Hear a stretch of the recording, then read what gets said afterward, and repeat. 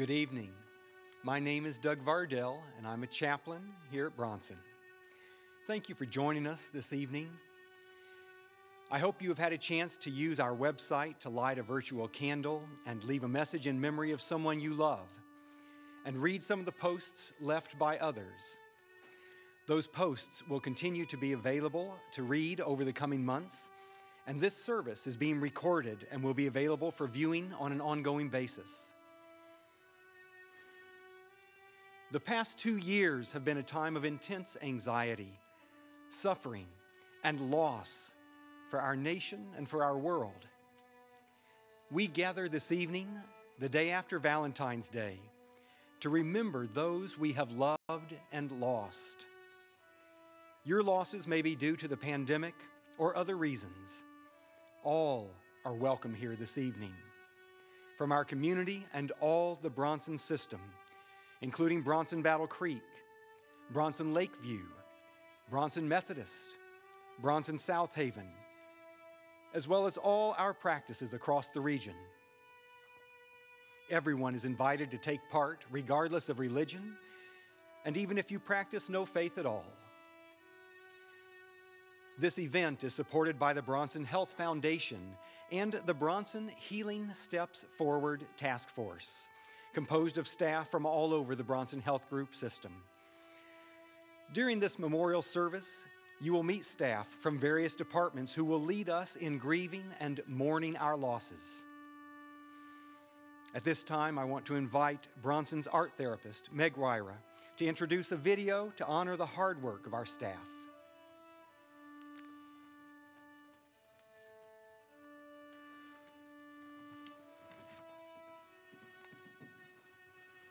Hello. Thank you so much for being here. As Doug said, I'm Meg, and as an art therapist, my role combines creative expression and counseling to provide mental and emotional health care. I travel throughout the Bronson Methodist Hospital campus to pediatrics and labor and delivery, the neonatal care units, and the adult trauma units. I help others use art making and storytelling to express pain, to relieve stress, to process life and loss, and to discover inner strength.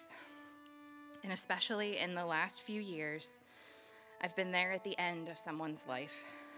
I help families create special keepsakes like clay thumbprints to honor the person they love and hold tight their connection as a family.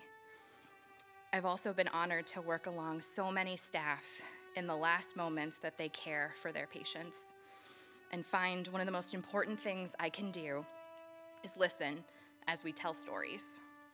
There's incredible value in storytelling, so no matter what unit I was on or what I was doing across the hospital, I looked and I listened for stories. Stories are even more important during difficult times. When we share favorite memories, adventures from the past, when we share our humor, we feel closer to each other, and we make the days just a little bit brighter. When we share stories of wisdom, we help each other grow and prepare for the future. Stories show us how far we've come and how much we've overcome. When we tell our stories of grief and loss, our vulnerability helps it feel safe for others to share their stories. And when we're in pain, it can feel like we're all alone. So when we share our stories, when we listen to the stories of others, our patients, our families, our teammates, it moves us from loneliness a little bit closer to connection. Life is hard right now is an understatement for many of us, I think. So it's understandable to move through our days and miss the stories happening around us. Stories of kindness, of courage, sacrifice, faith, loss, love, and hope. Tonight, we want to offer you space and time to think about your stories, to tell your stories, and to listen to the stories of others. We're going to share a video with you using photos and stories. We hope that even if it's just for a little bit, we can all reflect on what we've been through and remember how even on our worst days, none of us were truly alone. No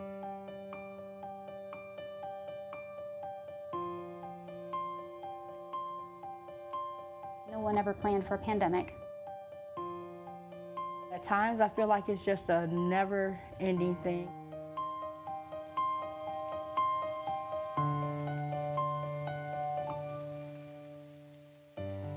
The pandemic sort of created circumstances where life is happening to us and we have limited control over our surroundings. Trevor got sick the 1st of July. He was up in ICU for the next 20 days. He was on a ventilator for 12 days. He went through a lot and he never, ever complained. The nurse would come to the window and she would make like the heart sign. They would wave to us. You are crying with them. You are, listening to their stories. They're laughing. They're saying their goodbyes. It's very difficult to talk about without getting emotional. Straight to the ER. Blood action was in the mid-70s. Progressively getting worse. Just they constantly getting new ways of trying to get oxygen. I mean, one of the nurses mentioned, is there any family that you want to contact to say what you might need to say? Because they didn't say it could be your last, but you knew. We want to help people in their hardest time. We are doing everything we can, and we still care about our patients more than ever. Sometimes I go home and I have a hard time sleeping. We need to allow ourselves the opportunity to feel painful emotions and not push people out of their pain, but allow that pain to help us grow and strengthen and really tell us about what matters to us. You support each other. You help with whatever tasks need to be done. Hugs, a shoulder to cry on. Everybody has a different thing that helps soothe them. Some people, you just try to do those things for each other. I love the idea of really exhibiting grace, gratitude, and compassion. And these are tremendous and transformative acts of love. And we need that right now. Trevor would want us to smile. He would want us to go experience life. So that's what we are trying to do, is to keep Trevor's memory alive. I always say a prayer before I come to work. I pray for my coworkers, I pray for my family, and as well as my patients. I don't know exactly why that I was the one that went through it and survived, but I'm glad I did, knowing that it gives hope and inspiration to not only just the people out in the world that can hear it, but just the workers in the hospital as well. We don't let someone, fall behind. We move forward as one, and I think that that's really important because we went through it for a reason, but there's no reason we can't move forward. We have hope for a better future. Find your people, right? So find the people that you feel connected and safe with, and hold on to that as much as possible right now. But, hope can be acquired with an intentional shift in perspective, right? And so healing steps forward, really, what I love about this is that it does embody this sense of hope. And it suggests that I'm on this courageous, vulnerable journey toward a more meaningful place in my life. Hope says to me that I'm acknowledging where I am, but I'm developing resistance really to living here. It's the acknowledgement that circumstances are temporary, that nothing lasts forever, but the belief that we will land somewhere beautiful out of unexpected places.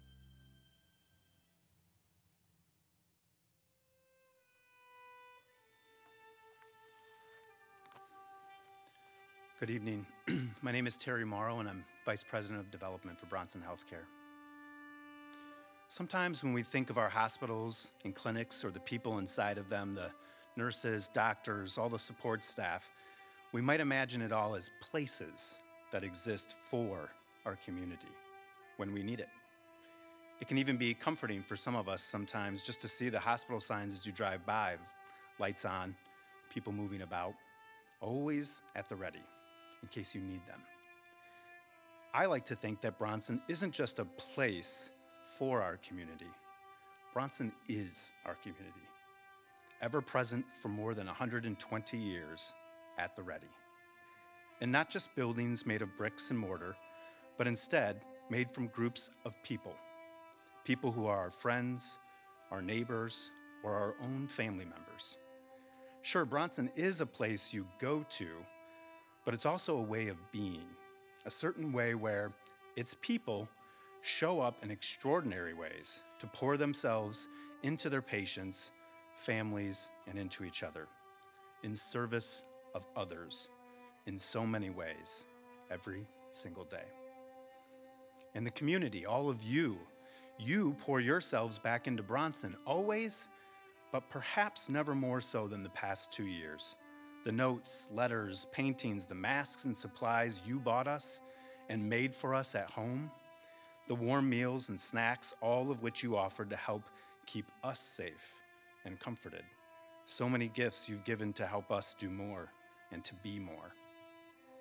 And so today we offer our deeply felt gratitude for friends, for neighbors, and for family that we also get to call our colleagues here at Bronson.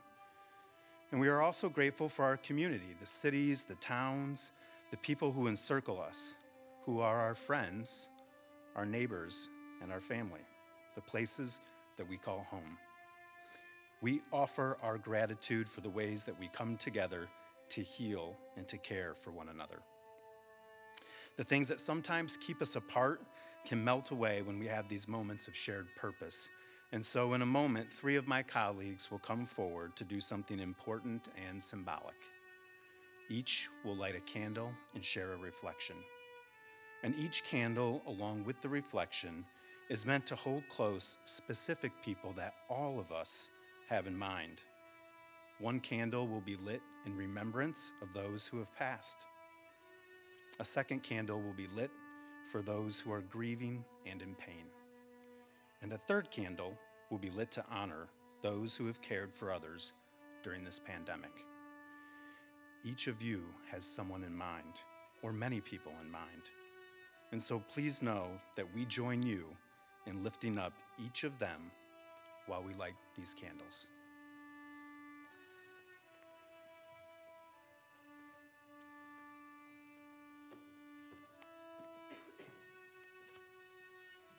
Hello, my name is Mirjana Stienczyk, and I'm a hospitalist at Bronson Methodist Hospital.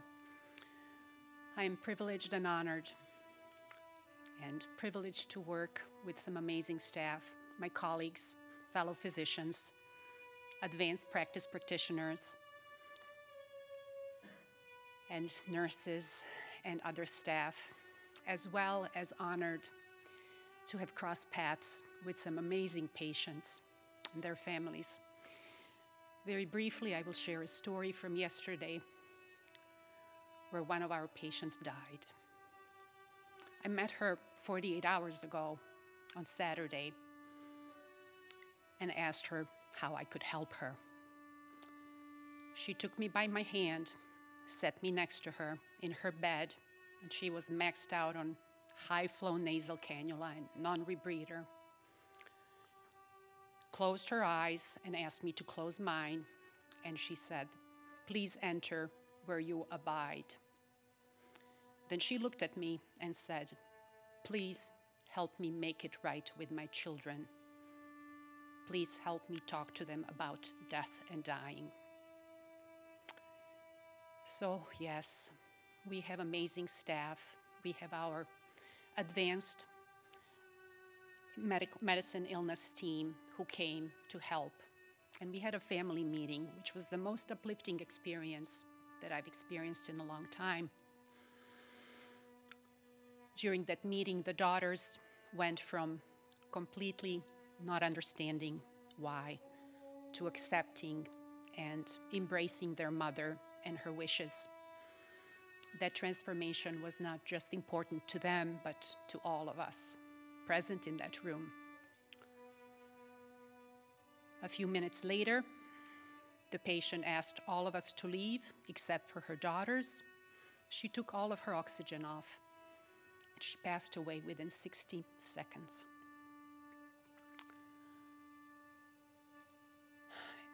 It was just immense for all of us. Later on throughout the day, I kept going downstairs to meet with some of the family members, to talk with them and offer support. There were a few. And one of the staff members asked me, "Doc, how do you handle all of this?" And something just came out, and I think this patient that passed away, helped me realize that my spirit is a part of me where hope resides. And you know that hope and that spirit is in all of us.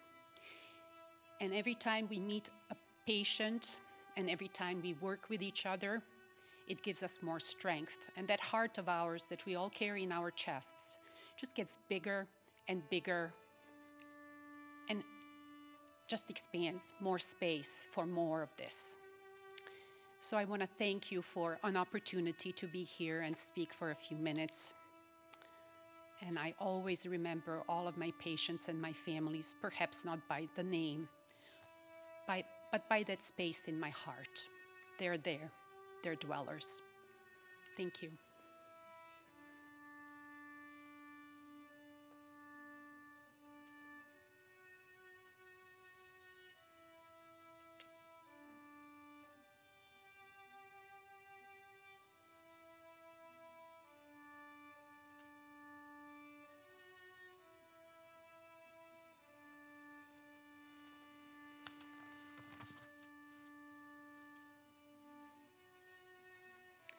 My name is Brodi Rice. I'm a nurse on the medical intensive care unit here at Bronson Methodist Hospital, the COVID ICU. I'm here to light a candle for grief, pain, and worry. This topic has a depth I could never completely cover. I don't pretend to understand what everyone is experiencing, and I don't think I could ever represent every situation. But I'd like to share what I've seen to honor those that I can. I have a precious handful of former patients and families I've stayed in touch with over the years, gems of patients I got close to, and families even closer. Some are success stories, some are of loss.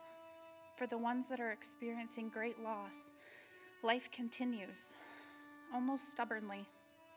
As I watch from afar, I can see they slowly begin to heal as best they can, but they are forever changed. And no matter how long it's been, and no matter the support they receive, the grief lingers. It remains as a new life companion. I light this candle for that grief.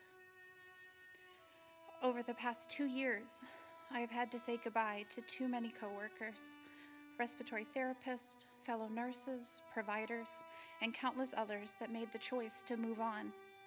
They gave so many pieces of themselves to their craft, to their patients, families, and coworkers because of their passion, because of how great the need was.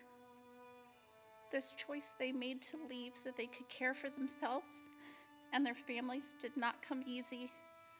It came with guilt, shame, and a sense of failure.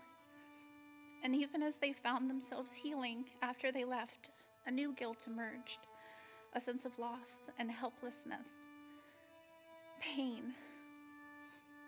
I light this candle for that pain. And for the lucky patients and families that survived, but are not quite themselves anymore. They can't shake that feeling that it's not over, or the patients and families continuing to battle, filled with concern for what's going to happen next. Will we be okay? That worry. And for my fellow coworkers, still in the trenches, giving those pieces of themselves, fighting and working to make it better. I see your fear that it won't be enough and that the end of this struggle is too far off. And that question, will I continue to have enough to give and feel as though you have no choice? I see your continued worry, and I light this candle for that worry.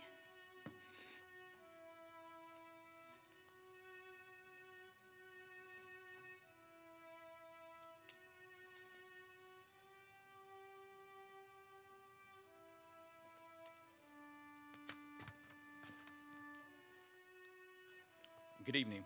My name is Bill Mance. I'm humbled, honored, and privileged to be the president and CEO at Bronson. Tonight, I light this candle in honor of all Bronson caregivers and staff who have shared their light with our patients. For our clinical staff, who continually provided care with compassion and kindness. And for our often overlooked staff, who continue to work and provide passion, kindness, courage to help our caregivers continue their journey. Thank you all for giving your light to light the lives of others.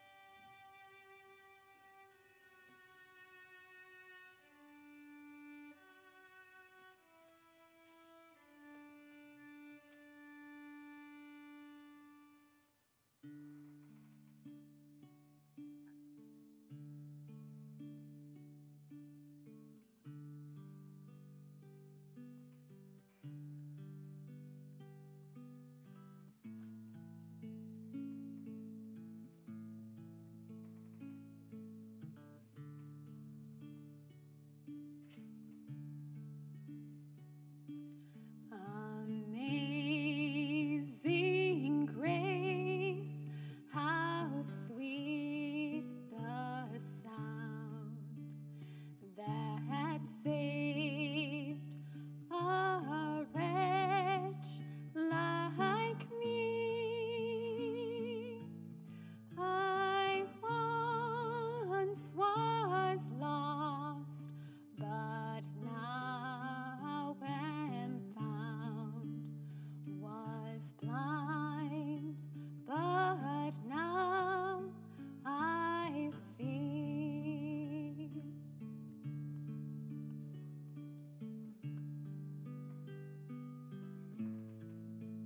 'Twas grace that taught my heart to fear, and grace my fears relieved. How precious did that grace appear the hour I first believed.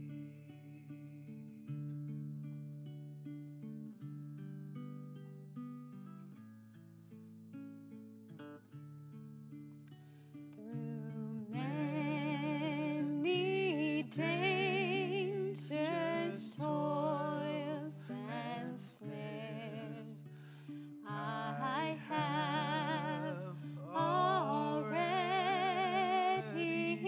come.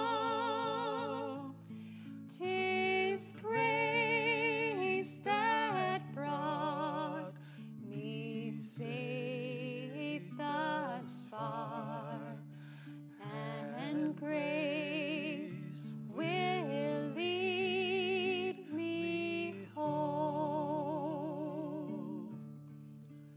and grace will lead me home.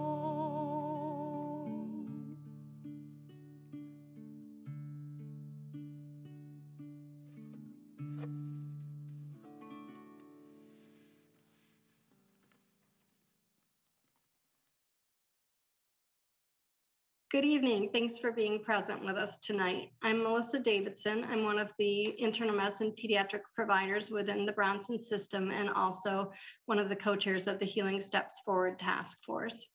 Before we go any further tonight, I'd like to thank our talented musicians up on stage. From our music therapy department, we welcome Susanna Hoffman on guitar, Clara Stein on the keyboards, and Harmony Kelly, our violinist. From the meeting and events team, we are grateful for the amazing vocals of Dietrich Edwards. I have been honored to hold space with so many of our healthcare teams over the past 2 years, as we both anticipated and reacted to the barrage of changes that seemed unending during the pandemic. There is not an individual, family, business, or healthcare worker that has not been impacted by COVID. We are all forever changed. Although we individually carry our own fears, worries, and emotions, the Healing Steps Forward Task Force was started in an effort to support the varying needs of the frontline healthcare workers and has grown to over 40 employees across the Bronson system that are committed to identifying and supporting the needs of our workers. Early on, it was identified that it was traumatic for patients, family, and staff to have to care and be cared for differently during the pandemic. The stress of visitation policies, rapidly changing health status in previously well patients, and cumulative loss has been overwhelming to many. It is our hope that this candlelight vigil will create a space to share grief, support, and hope. We've been touched by the over 400 candles already lit and have felt the remembrances shared in our hearts. Whether you are joining us from home or your place of work, whether you are alone or together with family, friends, and colleagues, we invite you to look into the light of your own candle and find peace and hope, to look through our collective lights and understand that we will carry each other through this. In closing, I'd like to share an inspiring poem written by Scottish storyteller Jan Such Picard. It is titled, Carrying a Candle. Carrying a candle. Carrying a candle from one little place of shelter to another is an act of love. To move through the huge and hungry darkness, step by step, against the invisible wind that blows forever around the world. Carrying a candle is an act of foolhardy hope. Surely it will be blown out. The wind is contemptuous, the darkness cannot comprehend it. How much light can this tiny flame shed on all the great issues of the day? It is helpless as a newborn child. Look how the human hand that cradles it has become translucent, fragile and beautiful, foolish and loving, step by step. The wind is stronger than this hand, and the darkness infinite around this tiny here and now flame that wavers but keeps burning, carried with such care through an uncaring world, from one little place of shelter to another, an act of love. The light shines in the darkness, and the darkness can never put it out. Thank you.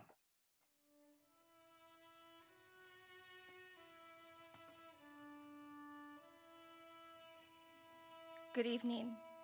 My name is Amy Morrison-Mabey, and I'm the Critical Incident Stress Management Team Coordinator here at Bronson. The pain of loss can feel overwhelming. Over the last 2 years, we have all lost something. Many of us lost our sense of safety and security.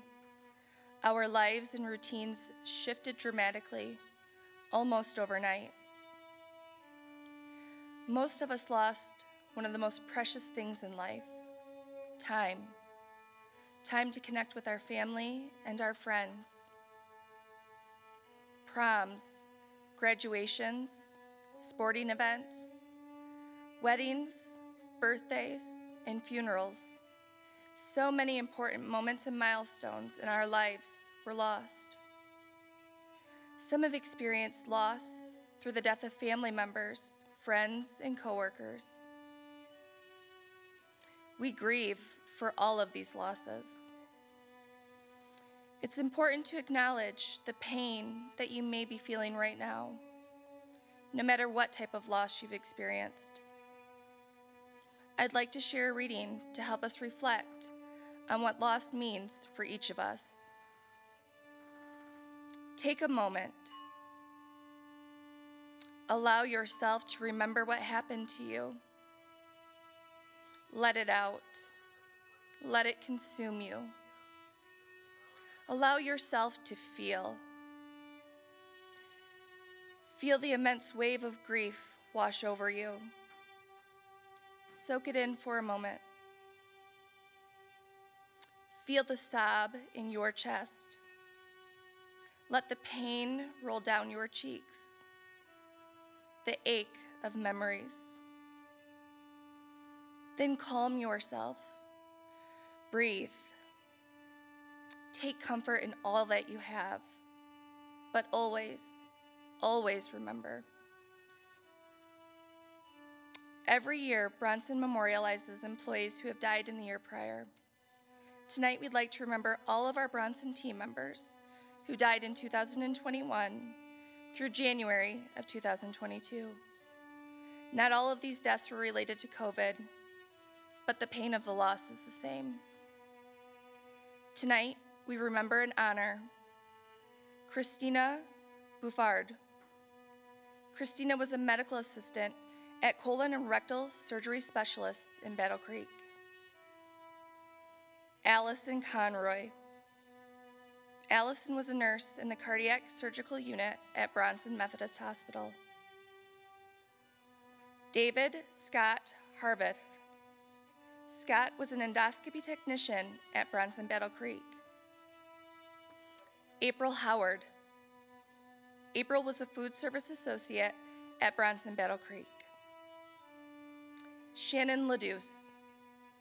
Shannon was a nurse case manager on the neurovascular unit at Bronson Methodist. Nathan Murphy Dubé.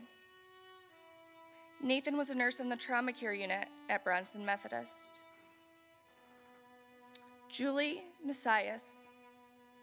Julie recently retired from her role as a revenue recovery analyst for the Revenue Integrity Department. Catherine Ray.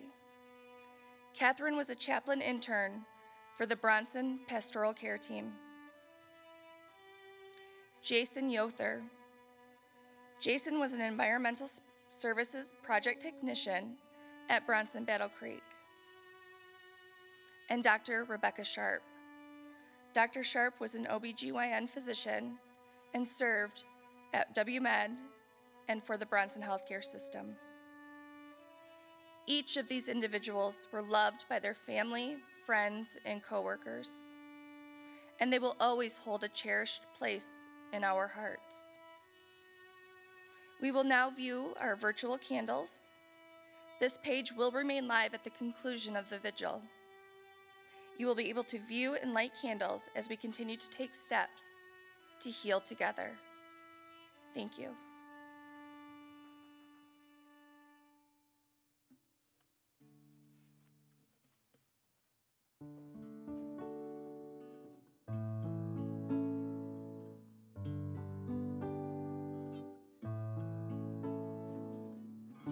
If I could have just a few more minutes, I'd thank you for all you've done. I'd share my hopes, my thoughts, my fears. I'd recall what you would do to help me get through. When I'd succeed, you'd beam with pride, and that smile on your face. Though you're gone, you're still here with me. I'll carry your presence and welcome love with open arms, and show the world who you are. I live my life the way I learned from you. Until we meet again, I'll always think of you.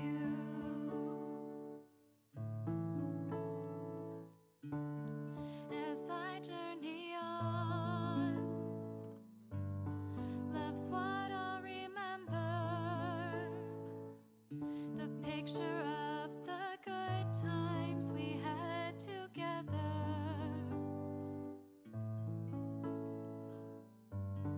Your words inspire me, and I channel your strength to guide. When I need you, I close my eyes and dream of where you are. Though you're gone, you're still here with me. I'll carry your presence and welcome love with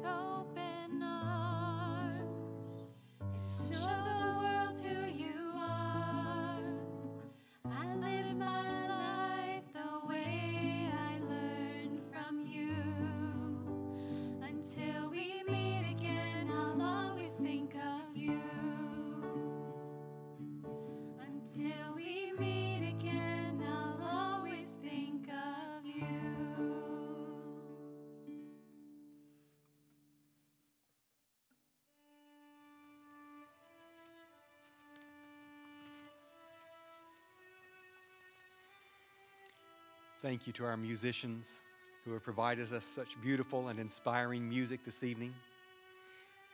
We have gathered this evening as a beautiful blend of beliefs, traditions, and faiths, and I am grateful for the unity here tonight.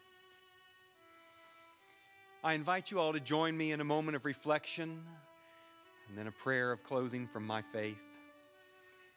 I've been reflecting on the agreements we make in life. If you're like me, many of us have our sense of how life should go. Maybe we even have a plan. And this pandemic was not part of the plan. The losses of loved ones was not part of the plan. Not what we agreed to. Not what we signed up for. Some of you may even feel betrayed. In his book entitled The Four Agreements, Don Miguel Ruiz writes something like this: be impeccable with your word. Don't take anything personally. Don't make assumptions. And always do your best. Don Ruiz invites us to actually embrace the angel of death and live each day as if it may be our last. So when you feel betrayed by life and the universe, I invite you to step back, take care of yourself, weep, wail, and grieve as necessary, and then lean into your agreements, what you have committed to do for those you love, who you have committed to be for those you love, for God and for yourself. Feel the presence of those you love and those you have loved and lost. As our musicians sang, still guiding you and helping you, like these candles, shining even in the dark. As you do this, as all of us do this together, we may find ourselves walking out into a different place. We may find these candles light our way out of the darkness into a place of greater freedom, greater than we have known before, with space for more playfulness and joy. And so I close tonight with a benediction, a story told in my faith tradition of Moses, the man of God, who wrote Psalm 90, as a prayer after the death of his brother Aaron and his sister Miriam, and aware that his own death was soon coming. He could see the promised land, but knew that he wouldn't enter it. And I offer this prayer as a blessing for us all. Lord, thou hast been our dwelling place in all generations. Before the mountains were brought forth, or ever thou hast formed the earth and the world, even from everlasting to everlasting, thou art God. Thou turnest humans to destruction and dust, and sayest, return, ye children of men. For 1,000 years in thy sight are but as yesterday when it is past, and as a watch in the night. So teach us to number our days, that we may apply our hearts unto wisdom. Return, O Lord, how long? And let it repent thee concerning thy servants. O satisfy us early with thy mercy, that we may rejoice and be glad all our days. Make us glad according to the days wherein thou hast afflicted us, and the years wherein we have seen evil. Let thy work appear unto thy servants, and thy glory unto their children. And let the beauty of the Lord our God be upon us. And establish thou the work of our hands upon us. Yea, the work of our hands, establish thou it. Amen. I thank you for joining us this evening for visiting the webpage and lighting a candle in memory of those you love. Blessings this evening.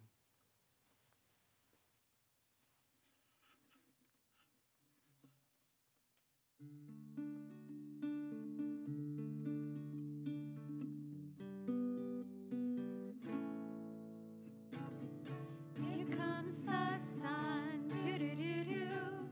Here comes the sun. I say it's all right. Little darling, it's been a long, cold, lonely winter. Little darling, it seems like years since it's been here. Here comes the sun, doo-doo-doo-doo. Here comes the sun, and I say it's all right. Little darling, the smiles returning to their faces. Little darling, it seems like since it's been here. Here comes the sun, doo-doo-doo-doo. Here comes the sun.